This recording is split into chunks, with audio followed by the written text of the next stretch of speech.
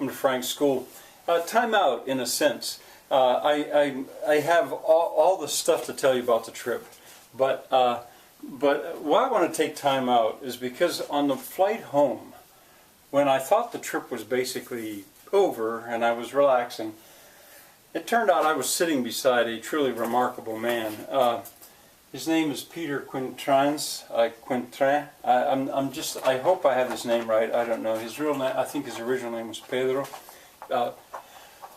One of my purposes in the trip was to study Mino farming, and I had filmed a lot of it. I filmed the pedagogical garden at Braga.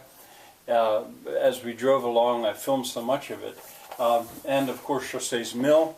Well, I'll tell you why I'll have this up here in a moment. But I was sitting on the plane, and I knew I was going to have 7 hours to do not much at all. So I was working on trying to draw the mill.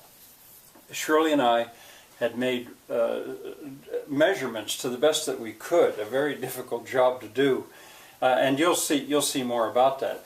And so I had these very rough drawings with measurements, and I was trying to make sense out of them. And I sat there doing it for, I don't know, maybe an hour or something like that. And I hadn't paid too much attention to the man. I had a window seat to the man I was sitting beside. But after a while, I just thought out of courtesy I ought to tell him what the heck I'm doing. And I told him I was drawing a mill. I was trying to draw a mill that I'd seen in Galicia, I think. Well, that he then began, not in a big hurry, but he said, well, when he was a boy, he knew of a mill. Now, to this day, I'm not certain whether his mill he knew about was the wheel was vertical or horizontal. In José's mill, it was horizontal. But here, this man had very successful. I believe he's very successful. He's an American. He's a U.S. citizen. He lives near Philadelphia. He's married to a woman who is of German extraction, who speaks German. I said to him at one point, is he handy with computers? And he just kind of smiled, because I think computers is his life. He answered ITT or something, information technologies. That's what he does. Widely traveled, and very highly educated in a way, or well, maybe more than just in a way. I'll tell you about that more later.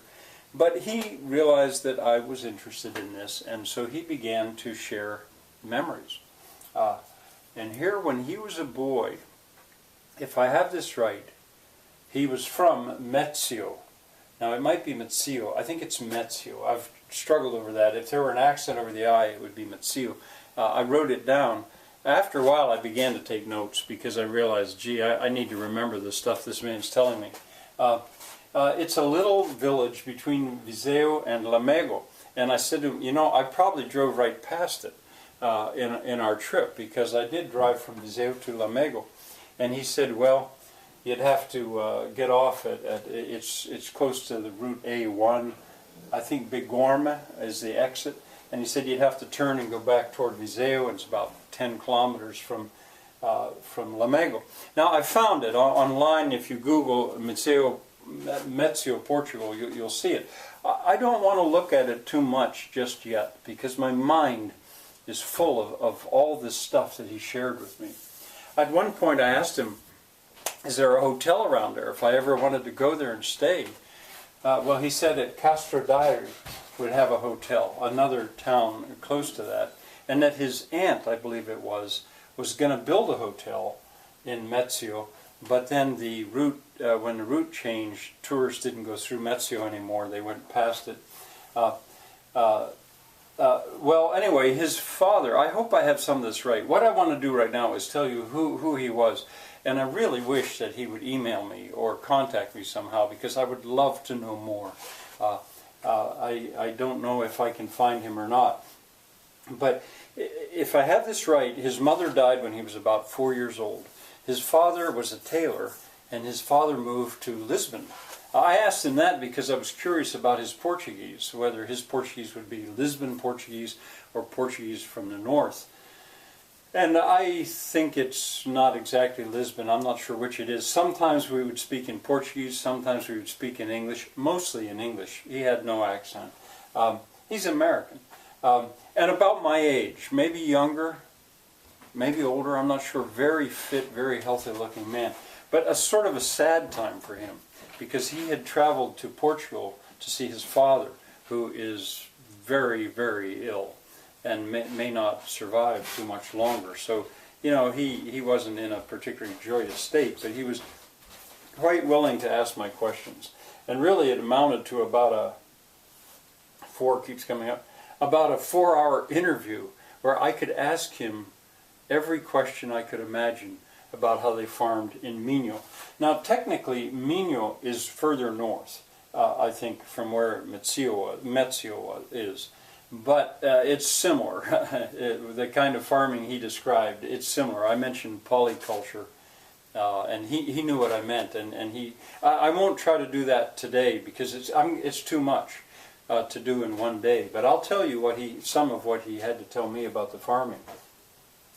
But back, let's see, what else should I... See, he went back, if I have this right, he went back to stay with his grandmother, I think, fairly often. I don't know if it was just in summers or if that's where he was in the winter as well. I'm just not sure of that. His father made suits, had this tailor business in Lisbon. So he, as a child, knew the life of Mezio very, very well. He said that the mill that they had there, that Mezio is made up of three little villages, each one with about 500 people. And each one, he thought, had a mill. In any case, his 500-person part of this town had a mill, and they, as a family, they had a right to use it, or use it 4 hours a week. And he said it ran 24/7. He said it just ran all the time. And it didn't really have an attendant there. There wasn't a miller. You just took your grain and in sacks. I had the impression of maybe 1 sack of wheat, 1 sack of corn for any given grinding. He had said that some people mixed the two together sometimes to grind it, if I understood him right. And some people only had corn. Of the people that ate wheat was more prime, but both, to make their bread. What else? I mean, I'm going to go on over the next couple days. I want to tell you what I learned from him about village life in Mezio, his education. I mean, what it was like to be educated at that time, the farming that he remembered, what his home was like, the building, and even the politics. About him himself, well, I think I've told you most of what would be of use, you know, for the class. His aunt, though, if I have it right, his aunt was or is a school teacher as well as living there, and his aunt actually made a museum, a little museum in Mezio, and I think it's there still. And you know, having the museum there and plans to maybe build a little hotel, that stuff went awry. Well, not the museum, I guess, but it was changed so much when the route went around it. Well, I would like it if I'm going to try to find him again if I can sometime. But over the next, say, 3 days, maybe let's say 3 days, I'm going to devote my course to what I heard from him. Because in a sense it was like a gold mine to be able to ask all those questions and have clear answers. Back to this.